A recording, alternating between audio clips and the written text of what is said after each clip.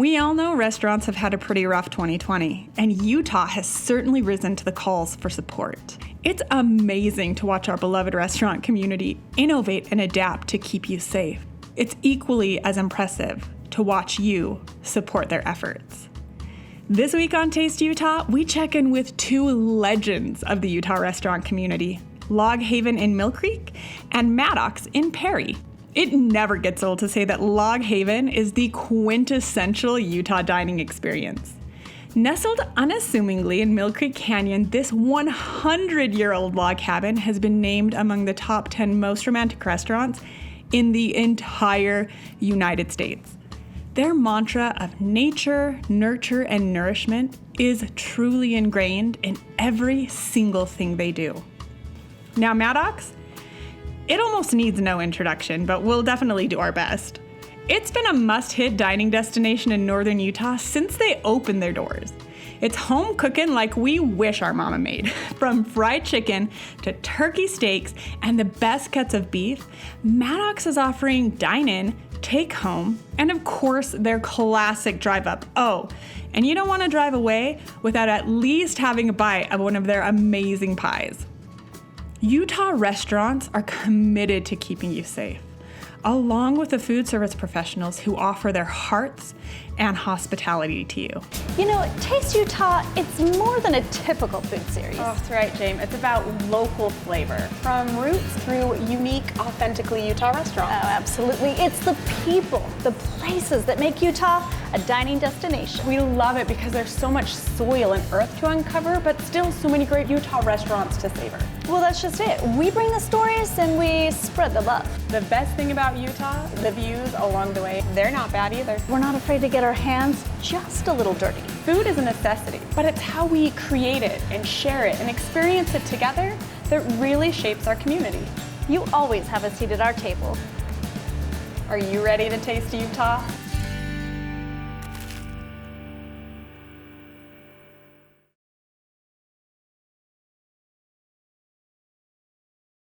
Taste Utah is checking in with one of our favorites. It's literally a Utah legacy. If there's one place when people say, Katy, I have to try a Utah restaurant, give me a quintessential Utah restaurant, Log Haven, hands down. We featured Log Haven all the way back in season 1. And today we're checking in with Log Haven co-owner, general manager, Ian Campbell. Ian, how you doing? We're doing okay.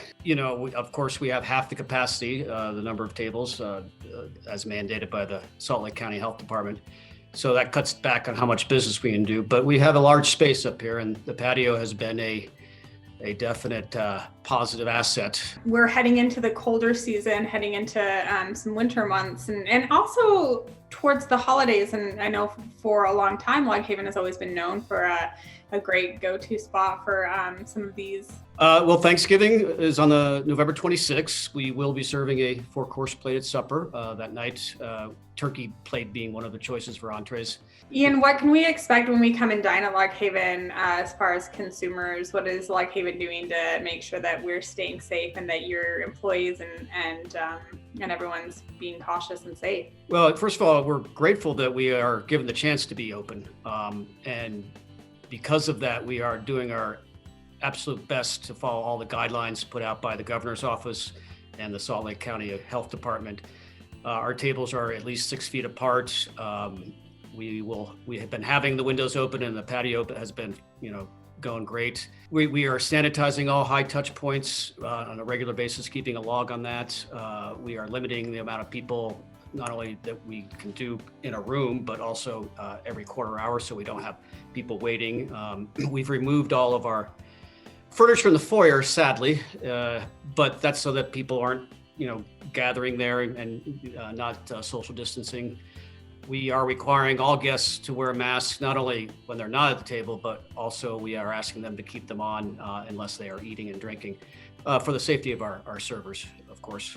Just love and support you, and are just grateful to invite our audience up to revisit our first season episode. They're going to see that ahi tuna tartare, Ian, and they are going to come running. So I hope you're prepared. Really Truly. That's a great dish. That's one of Dave Jones' favorites. Log Haven Restaurant up Millcreek Canyon, which is literally 15 minutes from Salt Lake City. No, we are not in heaven, but we are in a haven of sorts. Salt Lake City's Log Haven has been a magnet for romance since its inception over 80 years ago. From appetizer to entree, all the way through dessert, you are taking your taste buds on an incredible culinary adventure. Let's get tasting. Let's go tasting, come on.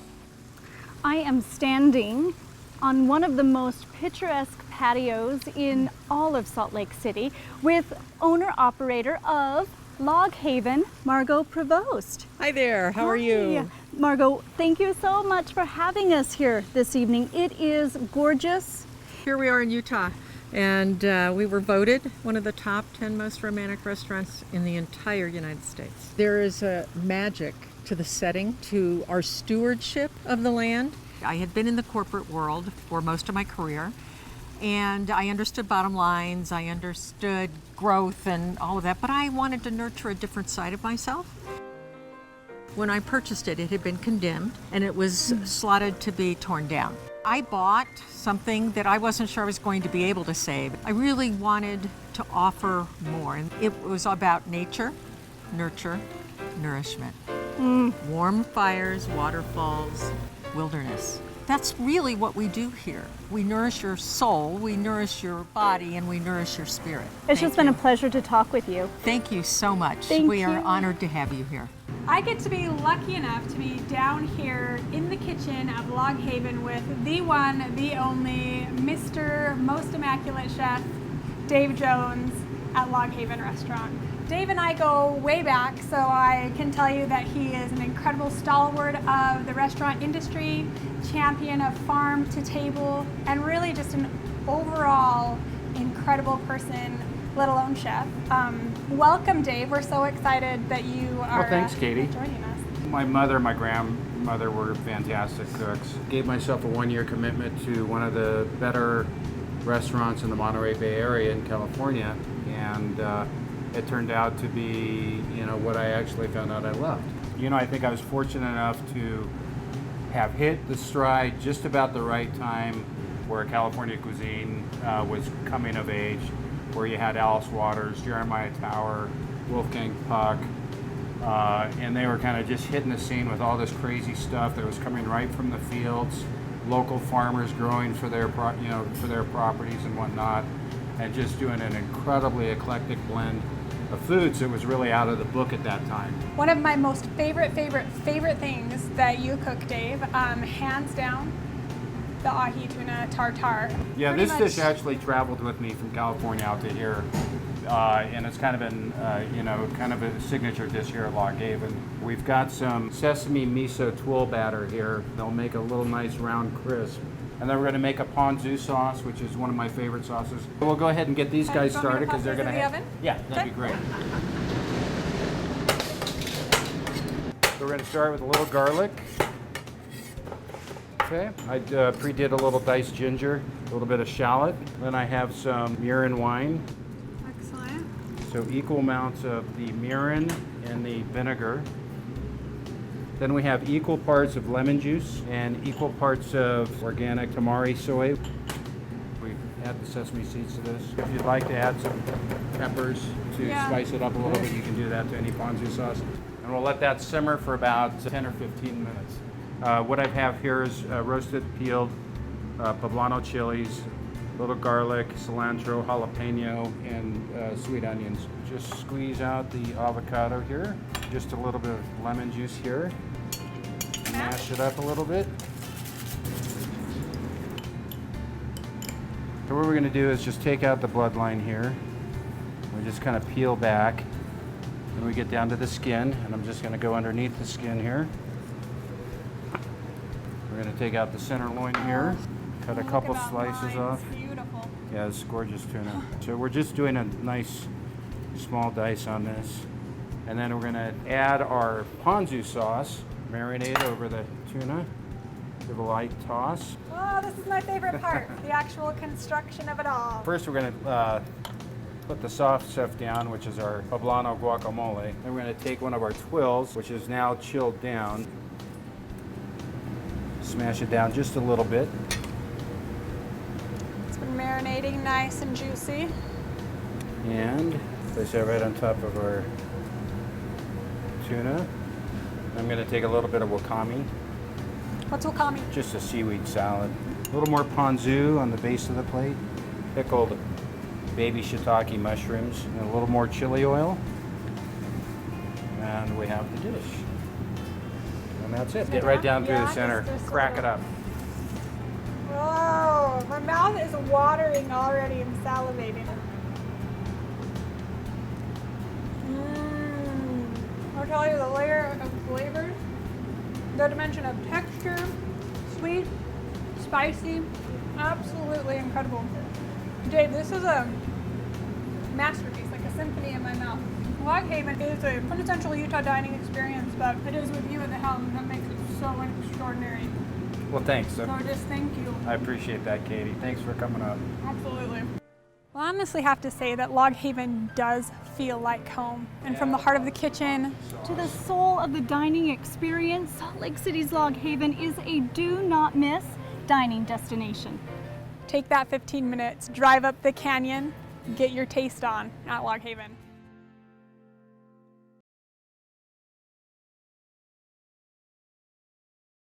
We are with the Irvin Maddox from Maddox Ranch House. So we visited Maddox in our very first season of Taste Utah, and anyone who knows anything about Utah food knows that Maddox is a must-hit dining destination constantly. We're really busy right now, and drive-ins slamming busy.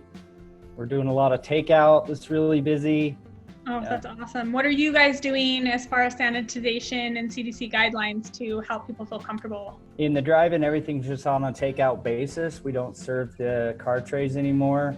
And then in the restaurant, we've eliminated quite a few tables and really kind of opened up our space because we have a lot of space. We've got sanitation stations throughout our lobby.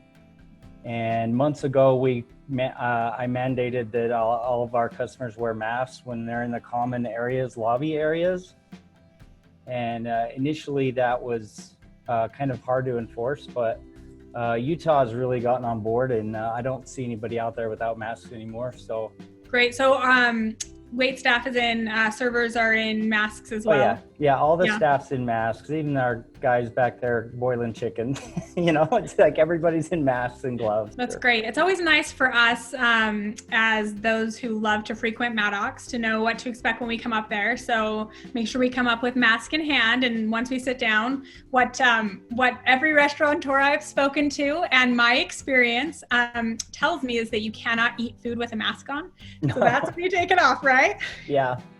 Yeah, and we put a lot of, like in our booths and throughout the dining areas, lots of plexiglass dividers going up. So yeah, we put a lot of things in place. This was back, April-ish, May, when we were trying to open back up and just trying to do everything we can. So good. It's amazing. It's amazing to see how you're adapting and how everyone is innovating. The cool thing about Maddox and what our viewers are going to see in a second is that you already had kind of takeout in the back of the house there, and then you have seating in the dining room, and then you have this great drive-in area. So basically, it really is whatever is comfortable for your customer, they're going to be able to find at Maddox, and that is.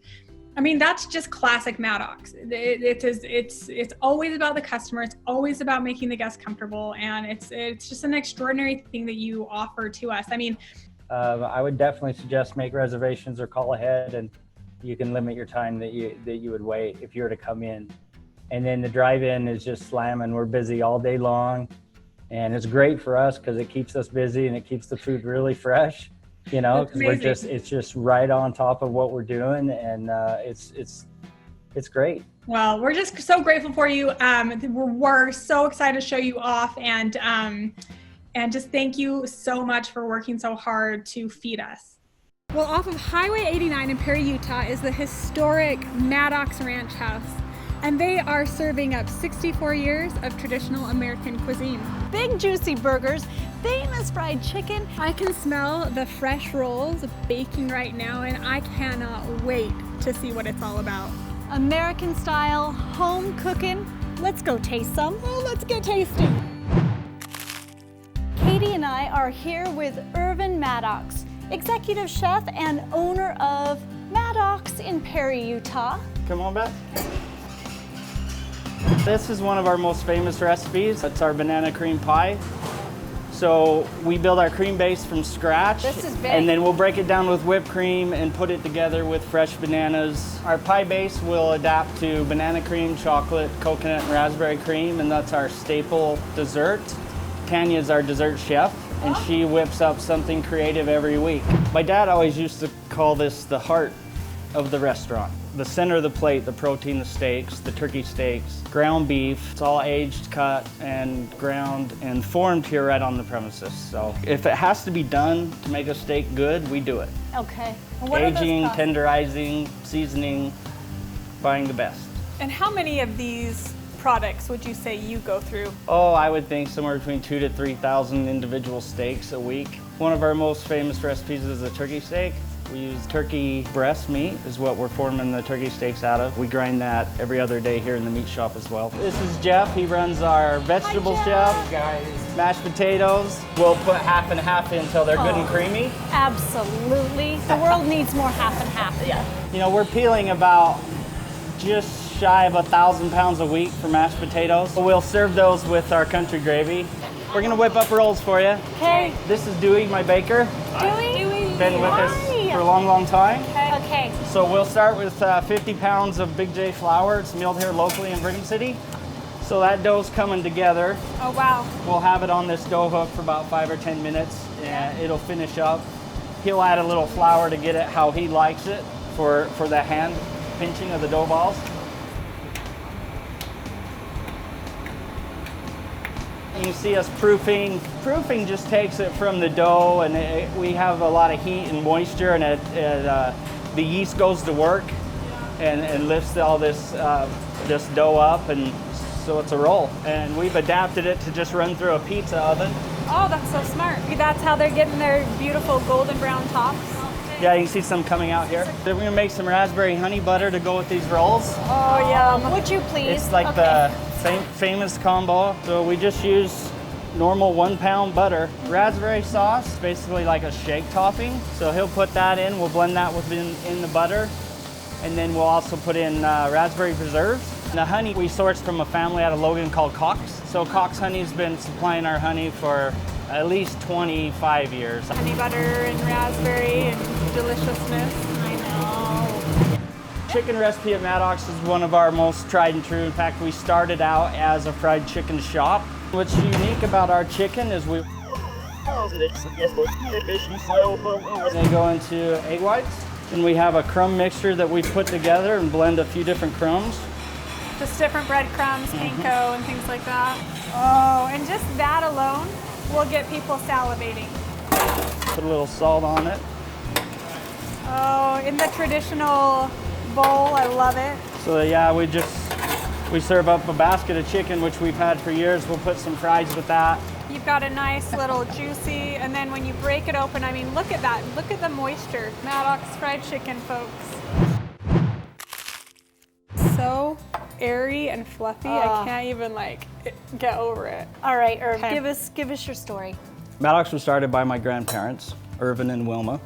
He opened up a takeout chicken shop here in Perry. Basically just had a few stools and a take-up window, and he didn't pour a foundation for it. He built it on wood skids, so if it didn't work at this location, he could drag it somewhere else. Oh. It still sits there, hasn't had to be taken anywhere.